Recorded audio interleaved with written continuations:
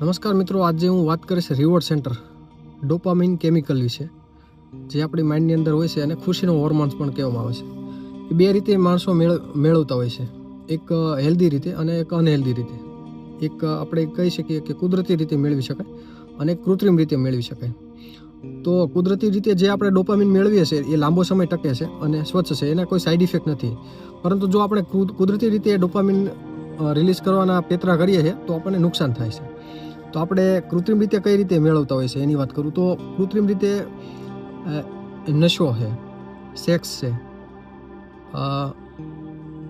Cold drinks છે, junk food છે, fast food છે, પછી મીડિયા સ્ક્રોલિંગ છે, ગેમ્બલિંગ છે, જુગાર છે, સટ્ટાબાજી કરવી, આ બધાથી એક ડોપામિન રિલીઝ થાય છે, પણ એ ક્ષણિક હોય છે અને એ આપણા શરીરને છે નુકસાનકારક સાબિત થાય છે. સોશિયલ મીડિયા અને સ્ક્રોલિંગમાં શું થાય છે, ટૂંકા રિવોર્ડ અને લૂપથી ડોપામિન સ્પાઇક અને પછી થકાવટ થાય છે. પછી જંક ફૂડ અને શુગર એ આપણા ડોપામિન રિલીઝ કરે છે, પણ એની સાઇડ ઇફેક્ટ શું છે, ડોપામિન તાત્કાલિક પણ વધે છે પણ ઘટી પણ તાત્કાલિક જાય છે. પછી વિડીયો ગેમ છે, પોર્નોગ્રાફી છે અને નશીલા પદાર્થ છે. તો એમાં શું થાય છે, સતત હાઈ ડોપામિન રિલીઝથી રિસેપ્ટ થાકી જાય છે અને પછી જ્યારે એ બંધ થાય છે ત્યારે એટલા જ ગ્રાફથી નીચો આવે છે. પછી ગેમ્બલિંગ એટલે કે સટ્ટાબાજી છે, બેટિંગ છે, એમાં રિસ્ક રિવોર્ડ લૂપથી અતિરેક ડોપામિન રિલીઝ થાય છે. તો તમને ઘડીક વધારે પડતી ખુશી આવશે, પરંતુ એટલી જ ખુશી તરત ખુશીનો ગ્રાફ છે નીચો આવી જશે. તો આ હતા કૃત્રિમ રીતે આપણે વિકસાવેલા ડોપામિન રિલીઝ કરવા માટેના પેતરા. તો હવે જોઈએ આપણે કુદરતી રીતે અને ટકાઉ અને એના કોઈ સાઇડ ઇફેક્ટ નથી. તો એમાં કુદરતી રીતે સમાવેશ થાય છે એક્સરસાઇઝ, આપણો રોજે રોજના લક્ષ્યો પ્રાપ્ત કરવા, ગોલ પ્રાપ્ત કરવા છે.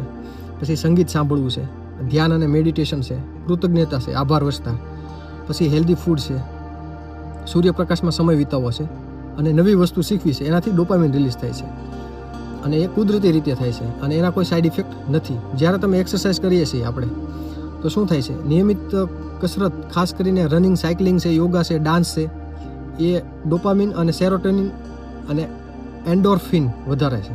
એટલે આપણા ડોપામિનને કુદરતી રીતે વધારી અને સંતુલન રાખે છે અને લાંબો સમય એ ટકે છે.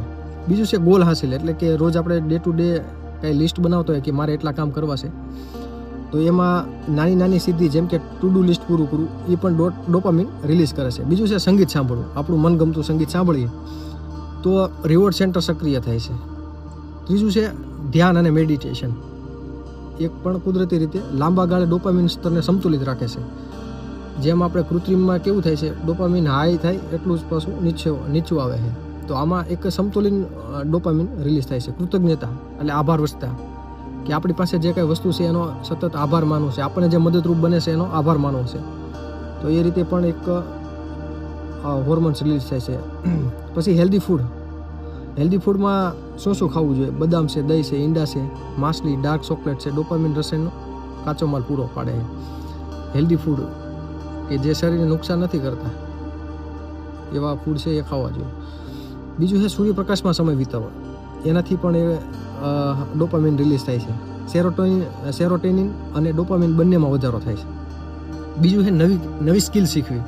નવી સ્કિલ શીખવાથી શું થાય છે, રિવોર્ડ સિસ્ટમ સક્રિય થાય છે. તો આપણે આમ બે રીતે ડોપામિન રિલીઝ કરી શકીએ છીએ, કૃત્રિમ રીતે અને કુદરતી રીતે. તો કૃત્રિમ રીતે રિલીઝ કરવાના સાઇડ ઇફેક્ટ જાજા છે અને ખુશીનો ગ્રાફ પણ ઊંચો નીચો થવાથી ડોપામિન સંતુલિત રહેતું નથી. એટલે આપણે ઘડીકમાં ખુશી મહેસૂસ કરીએ છીએ, એટલી જ ક્ષણમાં પાછું હતાશા અને નિરાશામાં પણ સાપડીએ છીએ. તો ડોપામિન સંતુલિત રહે એ મહત્ત્વનું છે. એના માટે એક પુસ્તક લખાયેલું છે, બહુ સરસ છે, ડોપામિન ડિટોક્સ. બહુ જબરું પુસ્તક છે.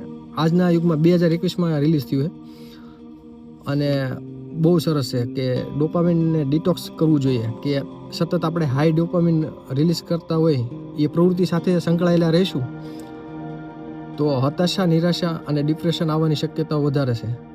મહત્ત્વનું એ છે કે ડોપામિન એ સંતુલિત રહેવું જોઈએ, નો હાઈ થવું જોઈએ, નો નીચું જવું જોઈએ.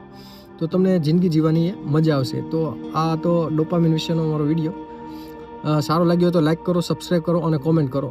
હવે મળશું આપણે નેક્સ્ટ વિડીયોમાં.